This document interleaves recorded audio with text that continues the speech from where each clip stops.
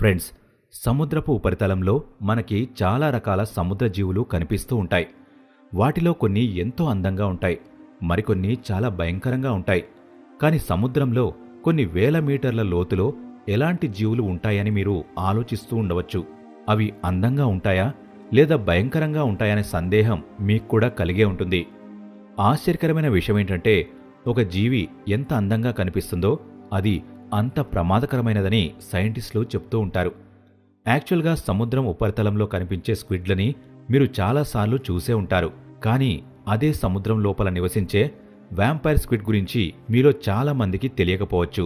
యాక్చువల్గా ఈ రెండు సముద్రపు జీవులు స్క్విడ్ జాతికి చెందినవే. కానీ వీటి షేప్, కలర్ చాలా డిఫరెంట్గా ఉంటుంది. సముద్రపు ఒడ్డున దొరికే స్క్విడ్ చూడడానికి చాలా చిన్నగా ఉంటుంది, అలానే అది అందంగా కనిపిస్తుంది.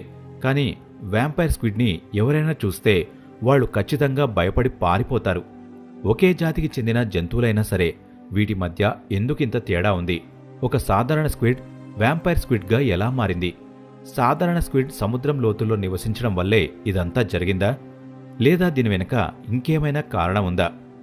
ఫ్రెండ్స్, యాక్చువల్గా నీటి లోపల జీవులు బతికి ఉండడానికి అవి వాటి శరీరాన్ని నీటి ఒత్తిడిని సమర్థవంతంగా తట్టుకునే విధంగా మార్చుకుంటాయి.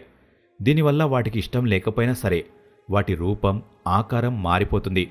దీంతో కొన్ని జంతువులు భయంకరంగా కనిపిస్తాయి, మరికొన్ని జంతువులు వికారంగా కనిపిస్తాయి. సముద్రపు లోతుల్లో వ్యాంపైర్ స్క్విడ్ లాగానే ఎన్నో చేపలు నివసిస్తూ ఉంటాయి. అవి ఎంత భయంకరంగా పరిణామం చెందాయంటే మనలాంటి సాధారణ మనుషులు వాటిని చూస్తే ఖచ్చితంగా భయపడతారు. ఉదాహరణకి సర్కాస్టిక్ ఫ్రింజ్ హెడ్ ఫిష్ గురించి మాట్లాడుకుంటే, అది చూడ్డానికి చాలా చిన్నగా ఉంటుంది. కానీ ఒక్కసారి అది నోరు తెరిచింది అంటే అది మన మనుషులను కూడా సులభంగా మింగేయగలదేమో అని అనిపిస్తుంది. దాని నోరు అంత పెద్దగా ఉంటుంది. ఈ విధంగానే ప్రిడేటర్ టూనికేట్ అనే ఒక చేప నీటి లోతుల్లో నివసించి ఒక భూతంలాగా పరిణామం చెందింది. అందుకే దాన్ని గోస్ట్ ఫిష్ అని కూడా పిలుస్తూ ఉంటారు. ఈ విధంగా నీటి లోతుల్లో నివసించే ప్రతి జంతువు అక్కడ పరిస్థితికి తగ్గట్టుగా పరిణామం చెందుతూ ఉంటుంది.